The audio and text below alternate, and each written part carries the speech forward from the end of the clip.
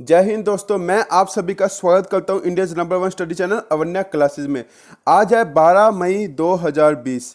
तो आज हम 12 मई 2020 के जितने भी करंट अफेयर्स हैं आज उसको कवर कर लेंगे और इसी के साथ साथ आज साइंस के स्पेशल क्वेश्चन भी लेके आया हूं जिसके आज हम क्विज सॉल्व करेंगे। तो शुरू करते हैं हमारे पहले क्वेश्चन से। तो हमारा पहला क्वेश्चन है, भारत ने 5 द्वीप देशों की सहायता के लिए कौन सा मिशन शुरू किया है। बहुत इंपॉर्टेंट क्वेश्चन है, वेरी इंपॉर्टेंट क्वेश्चन है, एग्जाम में ये क्वेश्चन आएगा ही, ध्यान रखिएगा।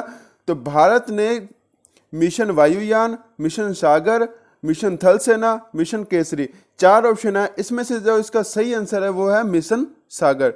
मिशन सागर जो है भारत सरकार ने 5 द्वीप की देशों की सहायता के लिए ये मिशन शुरू किया है। अब जान लेते हैं मिशन सागर के बारे में कि मिशन सागर है क्या चीज।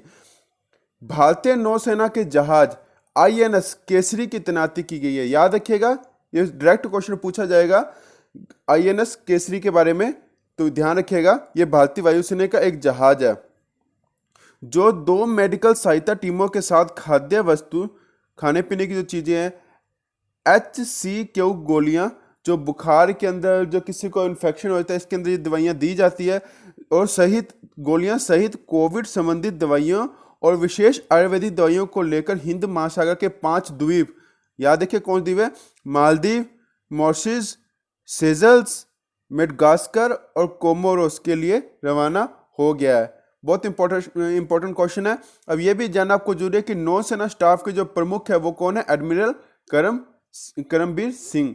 बहुत इंपॉर्टेंट क्वेश्चन है। चलते हैं नेक्स्ट क्वेश्चन की तरफ। जाने माने इतिहासकार जिनका हाल ही में निधन हो गया उनका क्या नाम है। आपके सामने 4 ऑप्शन है, पंडित रविशंकर, हरिशंकर वासुदेवन, रविशंकर चौरसिया, हरिदेवन सिंह। तो आपका क्या आंसर होगा? तो हमारा जो राइट आंसर होगा वो है हरिशंकर वासुदेवन। हरिशंकर वासुदेवन जो जाने माने इतिहासकार थे जिनका हाल ही में निधन हो गया। आप जान लेते हैं हरिशंकर वासुदेवन के बारे में भी कि जाने माने इतिहासकार हरिशंकर वासुदेवन का कोविड-19 के कारण निधन हो गया। इंपॉर्टेंट क्वेश्चन रह जाएगा। अगर किसी का भी तत्काल में अभी कोविड के वजह से, कोरोना की वजह से जिनका देहांत होता है वो इंपॉर्टेंट क्वेश्चन रहने वाला है, ध्यान रखिएगा, हमेशा याद रखिएगा। जो भी क्वेश्चन उसको बिल्कुल याद रखना है। उन्हें अंतर्राष्ट्रीय सतह पर रूसी एवं यूरोपीय इतिहास और भारत रूस संबंधों पर किए गए उनके काम के लिए जाना जाता है। अब जो वासुदेवन जी हैं उनकी 2 पुस्तकें हैं, ध्यान रखिएगा, शैडो ऑफ सब्सटेंस, बस इतना ही आपको याद रखने की जरूरत है, शैडो ऑफ सब्सटेंस, ठीक है, इतना ज़्यादा जानने की जरूरत नहीं। ये इंडो रशियन के ऊपर लिखी गई एक किताब है। और जो दूसरी उनकी किताब है वो है फुट स्टेप ऑफ अफंसी निकितिन, ध्यान रखिएगा, ज़्यादा एक्स्ट्रा नहीं, बस जो शॉर्ट पॉइंट है बुक्स का वो ध्यान रखिएगा। चलते हैं नेक्स्ट क्वेश्चन की तरफ। Startup India animal husbandry grand challenge पुरस्कार किन्हें दिया गया? आपके सामने जितने भी है ये सारे इनको ये ग्रैंड पुरस्कार अवार्ड दिया गया। अब ये भी आपको जानना जरूरी है कि ये startup India animal husbandry grand challenge पुरस्कार होता क्या है, किस फील्ड में दिया जाता है। देखिए, एनिमल आपको समझ आ रहा है, जो अपने जो पशु हैं, ये जैसे कि डेयरी फार्म हो गया, ये जो इनको इस चैलेंज के लिए आवंटित किया जाता है। तो अब जान लेते हैं कि इनको किस श्रेणी के अंदर और ये अवार्ड दिया गया और जो इसके विजेता है वो कौन है। देखिए, वैल्यू एडिड प्रोडक्ट एक श्रेणी है, ठीक है, उसके अंदर इनके जो विजेता है वो कौन है, Krishik Mitra agro service private limited Mumbai की, ठीक है, ये ध्यान रखिएगा। अब एक है एलिमिनेटिंग मिल्क अडल्ट्रेशन, ठीक है, ये जो इनकी कंपनी है वो है white gold technology LLP Mumbai की, ये भी ध्यान रखिएगा। जो भी मोस्टली है 3 कंपनियां वो मुंबई की है, तो उनको ये अवार्ड मिला ही है, मुंबई वर्ड याद रखिएगा, तो ठीक है। अब एक है प्रोडक्ट ट्रेसबिलिटी, ठीक है, और जो इनकी कंपनी है वो एमरटेक सोल्यूशन प्राइवेट लिमिटेड मुंबई, ठीक है। और जो 4th नंबर पे मिला है ई कॉमर्स सोल्यूशन जिसका है मूव फार्म गुरुग्राम हरियाणा के अंदर। और जो है 5th है उसको है breed improvement and animal nutrition, ठीक है, और इनकी कंपनी है एडिस टेक्नोलॉजी बिलागवी और कर्नाटका की कंपनी है। ये बहुत इंपॉर्टेंट क्वेश्चन रहता है, ये ध्यान रखिएगा, इसका आप स्क्रीनशॉट भी ले लें, इसका आप स्क्रीनशॉट रख लें। बहुत इंपॉर्टेंट क्वेश्चन है। और हमारे चैनल को सब्सक्राइब कर लिए, आपके लिए काफ़ी मेहनत की जाती है साइंस के क्वेश्चन को सर्च करना, इंपॉर्टेंट क्वेश्चन को सर्च करना, और एनटीपीसी के रिलेटेड जो भी क्वेश्चन पूछे जाएंगे और जो पूछते आ रहे हैं वो सारे इस जो करंट अफेयर्स के जो हमारा सेशन है जो सुबह 5 बजे आपके लिए लाइव आते हैं, इसके अंदर कवर किया जाता है। तो ये देखना ना भूले, बहुत इंपॉर्टेंट सेशन रहता है आपके लिए। तो अब जान लेते हैं इसके बारे में कि ये डेयरी, देखिए ये पुरस्कार की शुरुआत डेयरी विभाग द्वारा स्टार्टअप इंडिया के साथ साझेदारी में पशुपालन और डेयरी क्षेत्र की समस्याओं का समाधान करने के लिए अभिनव और व्यावसायिक रूप से व्यवहार्य समाधानों की तलाश के लिए की गई थी। देखिए इस पुरस्कार की जो शुरुआत है, देखो स्पष्ट बाद में शॉर्ट वर्ड में आप समझिए कि पशुपालन और डेयरी के क्षेत्र की समस्याओं को दूर करने के लिए पुरस्कार का आयोजन किया गया था। अब ये भी जानना जरूरी है कि केंद्रीय पशुपालन, डेयरी और मत्स्य पालन जो मंत्री वो कौन है? गिरिराज सिंह है, ये केंद्र की है। और जब केंद्रीय पशुपालन, डेयरी, मत्स्य पालन राज्य मंत्री कौन है? ये केंद्रीय वर्ड यहाँ पर नहीं आएगा, टाइपिंग मिस्टेक है। मत्स्य जो पालन राज्य जो मंत्री है वो है संजीव कुमार बलियान। ये भी देखिए आपको इस क्वेश्चन के साथ साथ स्टैटिक जीके भी कवर करा रहे हैं, बिल्कुल डीपली लेके जा रहा हूं मैं आपको, तो बहुत इंपॉर्टेंट रहता है ये लाइव क्लास आपके लिए। चलते नेक्स्ट क्वेश्चन की तरफ। अंतरराष्ट्रीय हॉकी महासंघ के अध्यक्ष कौन है जिनका हाल ही में कार्यकाल मई 2021 तक बढ़ा दिया गया?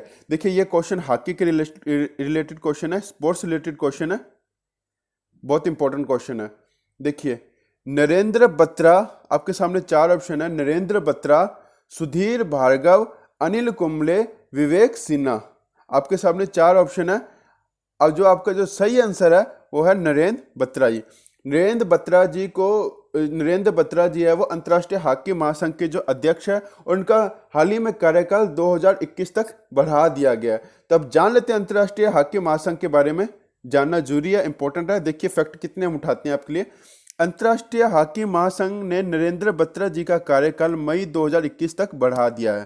ठीक है, बत्रा और इसके कार्यकारी मंडल के जो सदस्य हैं इनका कार्यकाल अक्टूबर 2020 से समाप्त होने वाला था। देखिए 1 साल के लिए इनका कार्यकाल बढ़ा दिया गया। तो अब ये भी ध्यान रखिए, अंतर्राष्ट्रीय हॉकी महासंघ का जो मुख्यालय है वो कहाँ पर है? वो लाजेन स्विट्जरलैंड के अंदर है। और अंतर्राष्ट्रीय हॉकी महासंघ की जो स्थापना हुई कब हुई थी? 7 जनवरी 1924 को इसकी स्थापना हुई थी हॉकी महासंघ की अंतर्राष्ट्रीय। जो इसके सीईओ है, चीफ एग्जीक्यूटिव ऑफिसर कौन है? वो है थियरी व्हील। बहुत इंपॉर्टेंट क्वेश्चन है, ध्यान रखिएगा, बहुत ज्यादा इंपॉर्टेंट क्वेश्चन है। चलते हैं नेक्स्ट क्वेश्चन की तरफ। नेशनल टेक्नोलॉजी डे कब मनाया जाता है? देखिए ये क्वेश्चन को समझिए, बहुत इंपॉर्टेंट क्वेश्चन है ये भी। आज का जो करंट अफेयर है काफी इंपॉर्टेंट सेशन है, बहुत जो भी क्वेश्चन है आज के सेशन का बहुत इंपॉर्टेंट है। तो आपके सामने 4 ऑप्शन है वो 10 मई, 11 मई, 9 मई, 8 मई। इसका जो सही आंसर होगा वो है 11 मई। 11 मई को जो है नेशनल टेक्नोलॉजी डे मनाया जाता है। अब जान लेते हैं नेशनल टेक्नोलॉजी डे के बारे में कि ये नेशनल टेक्नोलॉजी डे मनाया क्यों जाता है। देखिए इसी दिन राजस्थान में भारतीय सेना की पोखरण टेस्ट रेंज में शक्ति 1 देखिए इंपॉर्टेंट है, याद रखिए, शक्ति 1 परमाणु मिसाइल का सफल परीक्षण किया गया था। इस परीक्षण के बाद परमाणु संपन्न देशों में परमाणु क्लब के छठा देश बन गया। उसी दिन हमारा जो छठा देश बन गया था परमाणु के मामले में, जैसे चीन, अमेरिका जो परमाणु परीक्षण करता है, इस तरह ये हमारा छठा देश बन गया था। तो इस परीक्षण को पोखरण 2 के नाम दिया गया। पोखरण 2 इस परीक्षण को पूरा नाम दिया गया था। ठीक है, ध्यान रखिएगा, काफी इंपॉर्टेंट क्वेश्चन है। तो भारत देश का पहला परमाणु परीक्षण कब हुआ था? 1974 में किया गया था, और इसका जो कोड था स्माइलिंग बुद्धा था। ठीक है, और जो हमारा राष्ट्रीय विज्ञान दिवस कब मनाया जाता है? तो ये भी आपको पता होना चाहिए, हमारा विज्ञान दिवस है 28 फरवरी को मनाया जाता है। इंपॉर्टेंट क्वेश्चन है, वेरी इंपॉर्टेंट क्वेश्चन है आपके लिए, काफी इंपॉर्टेंट क्वेश्चन है ये। चलते हैं नेक्स्ट क्वेश्चन की तरफ। WHO और UN ने चेचक उन्मूलन की 40वीं वर्षगांठ पर क्या जारी किया? WHO की बात हो रही है। तो आपके सामने 4 ऑप्शन है, दवाइयां, अखबार, डाक टिकट, डॉक्टरी सेवाएं। देखो WHO और UN, वर्ल्ड हेल्थ ऑर्गेनाइजेशन, और UN का यूनाइटेड नेशन ने चेचक चेचक की बात हो रही है, उन्मूलन की 40वीं वर्षगांठ पर क्या जारी किया? तो ये है डाक टिकट। डाक टिकट जारी किया गया। अब जान लेते हैं कि डाक टिकट क्या चीज है, कैसे जारी किया गया, किन्होंने जारी करवाया। देख लिए, समझिए क्वेश्चन को। ये डाक टिकट चेचक से लड़ने में वैश्विक एकजुटता का पहचान है। ठीक है जी, काफी मेहनत की गई थी इस चेचक की बीमारी को रिजॉल्व करने के लिए, सोल्व करने के लिए। तो इसकी जो एकजुटता है, एकता का जो पहचान है, इसलिए डाक टिकट को लॉन्च किया गया। तो अब जान लेते हैं टेड्रोस एडहानम ने स्मारक। अब टेड्रोस एडहानम कौन है आपको बताते हैं अभी।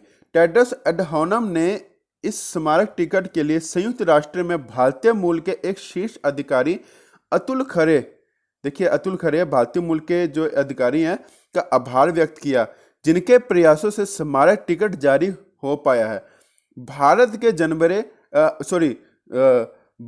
जन्मे खरे, अतुल खरे वर्तमान में ऑपरेशनल स्पोर्ट डिपार्टमेंट के सेक्रेटरी जनरल तथा कार्यरत हैं।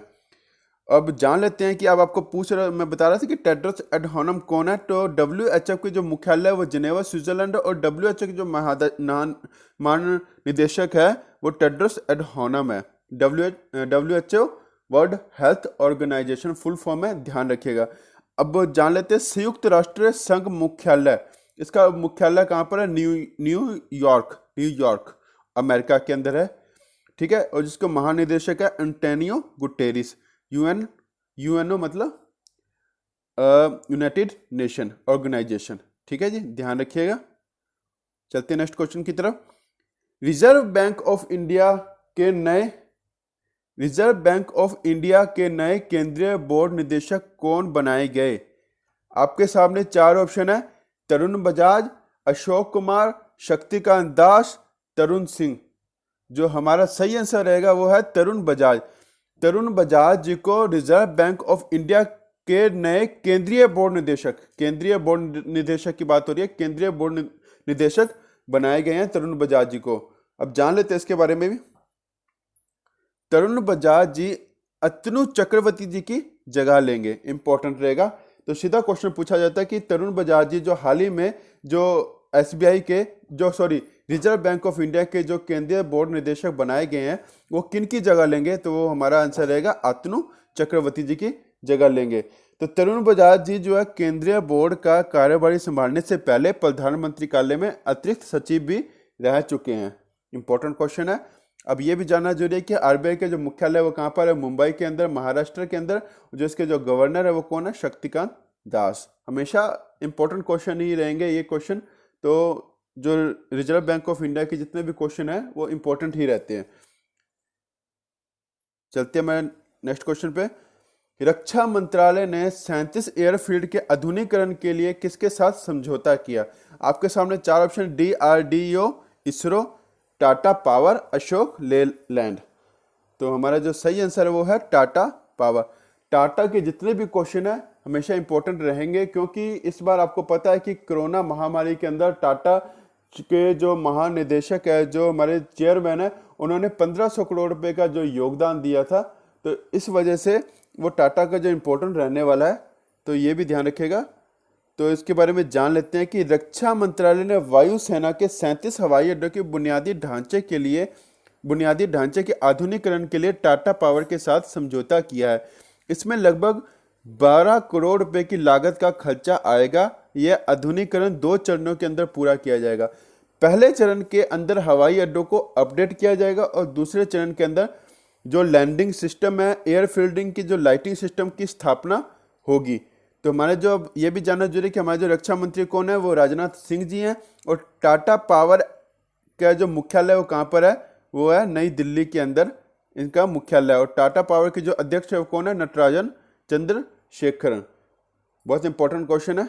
देखिए, अब आपके जो करंट अफेयर है वो कवर हो चुके हैं। अब चलते हैं साइंस क्वेश्चन के क्विज पे। और जितने भी क्वेश्चन मैं पूछ लूँगा आपसे साइंस के, वो सब के सब NTPC SSC के जो हाल ही के जो एग्जाम है उसके अंदर वो पूछे गए हैं। तो काफ़ी इंपॉर्टेंट रहने वाला है। तो जो साइंस के क्वेश्चन पूछे जा रहे हैं आपसे, तो उसे ध्यान से पढ़िएगा और उसका आंसर सही दीजिएगा। आपको मिलता है, और जो भी क्वेश्चन आप सॉल्व करोगे उसके लिए आपको 3 सेकंड का वक्त भी मिलेगा। तो हमारा पहला क्वेश्चन है, कि वर्षा की अम्लता किसके द्वारा मापी जाती है। आपके सामने चार ऑप्शन है, barometer, hygrometer, ammeter, pH meter. तो आपको मिलता है 3 सेकंड का वक्त, आप मुझे इसका आंसर परफेक्टली और करेक्टली बताएंगे।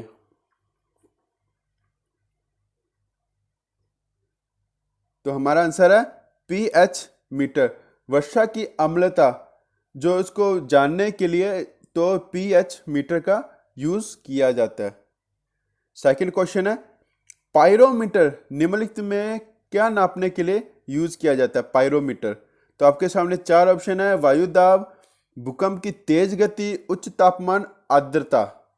तो आपको मिलता है 3 सेकंड का वक्त, आप मुझे इसका आंसर बताने वाले हैं जल्दी।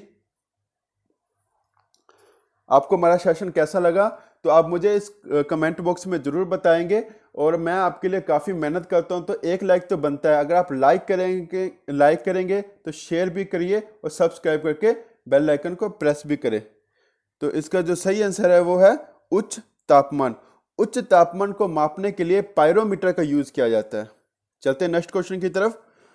महासागर में डूबी हुई वस्तु की स्थिति जानने के लिए निम्नलिखित में किस यंत्र का यूज किया जाता है, प्रयोग किया जाता है। तो ये भी एनटीपीसी 2016 के अंदर पूछा गया क्वेश्चन, और हाल ही में जो एग्जाम हुआ है आरआरबी जेई का जो एग्जाम हुआ है 2019 के अंदर ये क्वेश्चन पूछ लिया गया है उसके अंदर भी। तो काफी इंपॉर्टेंट क्वेश्चन है, जो आने वाले एनटीपीसी एग्जाम के अंदर भी ये क्वेश्चन पूछने की काफी संभावना ही रहेगी। तो आपके सामने चार ऑप्शन है, ऑडियोमीटर, सोनार, मैनोमीटर और गैल्वेनोमीटर। तो आपको मिलता है 3 सेकंड का वक्त, आप मुझे इसका आंसर बताएंगे।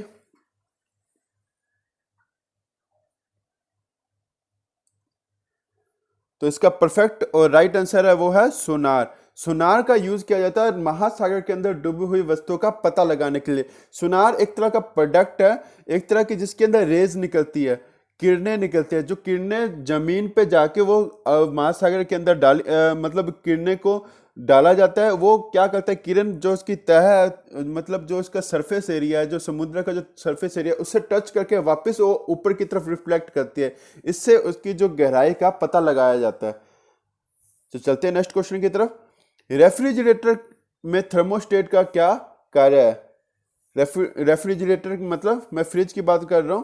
तो इसके अंदर आपके चार चार ऑप्शन आपके सामने, वो है तापमान को कम करने के लिए, हिमयान तापमान को बढ़ाने के लिए, और जो समान तापमान बनाए रखने के लिए, और गलनांक को घटाने के लिए।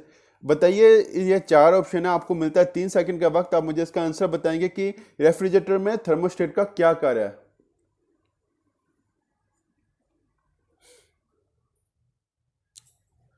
तो आपका सही आंसर रहेगा, समान तापमान को बनाए रखने के लिए रेफ्रिजरेटर में थर्मोस्टेट का काम होता है, कार्य यूज होता है। ठीक है, ध्यान रखिएगा। चलते हैं नेक्स्ट क्वेश्चन की तरफ। मैनोमीटर के द्वारा किसकी माप की जाती है। मैनोमीटर का यूज किस लिए किया जाता है। ठीक है, तो आपके सामने चार ऑप्शन है, वायु दाब, द्रवों का घनत्व, गैसों का दाब और सतह पर तेल का दबाव। आपके सामने 3 सेकंड का वक्त है आपके सामने, तो आप मुझे इसका सही आंसर बताएंगे।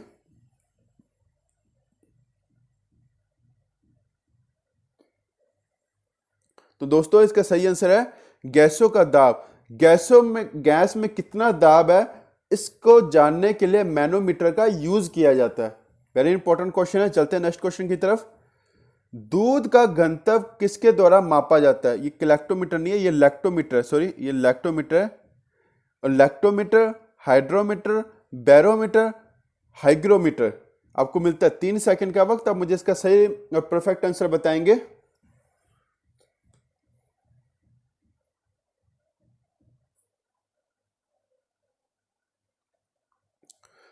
तो इसका सही आंसर है लैक्टोमीटर।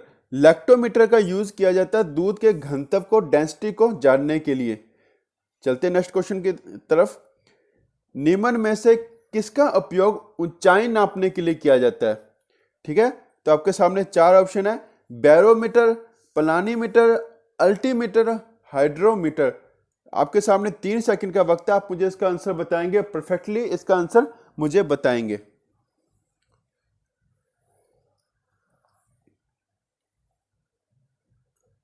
तो इसका आंसर है अल्टीमीटर। अल्टीमीटर का यूज किया जाता है ऊंचाई नापने के लिए। ठीक है, चलते नेक्स्ट क्वेश्चन की तरफ। भूकंप की तीव्रता किससे मापी जाती है? भूकंप की बात हो रही है तो आपके सामने चार ऑप्शन है, बैरोमीटर, हाइड्रोमीटर, पोलीमीटर, सिस्मोग्राफ। तो आपको मिलता है 3 सेकंड का वक्त। वेरी इजी क्वेश्चन, मुझे बताएंगे इसका आंसर जल्दी।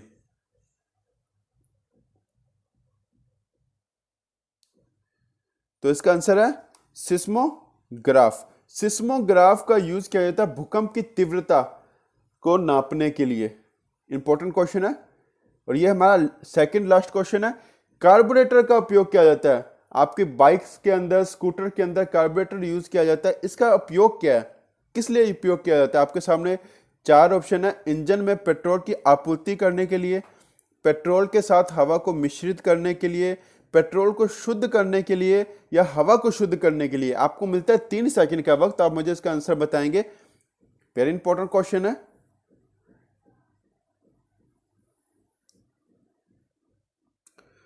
तो दोस्तों इसका सही आंसर है पेट्रोल के साथ हवा को मिश्रित करने के लिए कार्बोरेटर का यूज किया जाता है। तो हमारा नेक्स्ट क्वेश्चन है, ये हमारा लास्ट क्वेश्चन है। तो दोस्तों आपको हमारा सेशन कैसे लग रहा है, तो प्लीज हमारे चैनल को सब्सक्राइब करो। आपके लिए काफी मेहनत की जाती है, तो जो भी क्वेश्चन आपके लिए लाए जाते हैं वो आपके लिए काफी इंपॉर्टेंट रहने वाले हैं आने वाले रेलवे के एग्जाम के लिए, एसएससी के एग्जाम के लिए और ग्रुप डी के एग्जाम के लिए। तो देखना ना भूलें, सुबह सुबह 5 बजे लाइव आए, उस सेशन को एंजॉय करें। तो इस क्वेश्चन का लास्ट हमारे क्वेश्चन का देखिए, क्वेश्चन है कि सूर्य की किरणें की तीव्रता मापने के लिए किस उपकरण का यूज किया जाता है? आपके सामने चार ऑप्शन है, एस्ट्रोमीटर, क्रेस्कोग्राफ, एक्टियोमीटर या बैरोमीटर। आपको मिलता है 3 सेकंड का वक्त, और 3 सेकंड के साथ साथ इस क्वेश्चन को एंजॉय करें और धन्यवाद के साथ साथ आप मुझे इजाजत दें। तो इसका लास्ट आंसर है एक्टियोमीटर। एक्टियोमीटर का यूज किया जाता है सूर्य की किरणों की तीव्रता मापने के लिए। ठीक है, इसी के साथ थैंक्स फॉर वॉचिंग। जय हिंद, जय भारत। मिलते हैं मॉर्निंग 5 o'clock।